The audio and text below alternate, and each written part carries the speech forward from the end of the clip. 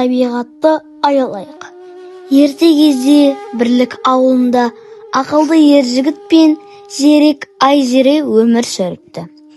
Бір күні орманға мыстан кемпір келіп, жасыл ағаштарды қуратып, мөлдір өзенді улай бастайды.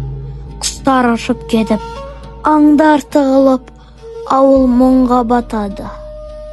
Ер жігіт улы түтінді тазартатын ерекше құрылғы жасайды. Айзере кемпірдің әлсіз тұсын табады. Ол бірлікпен, жақсылықтан қорқады екен. Екеуі ауыл тұрғындарын жинап, табиғатты қорғауға шақырады. Жұрт бірігіп әрекет еткенде кемпірдің сиқыры жойылып, орман қайта жайқалып, тіршілік қайта жанданып, ауылға қуаныш пен үміт оралады.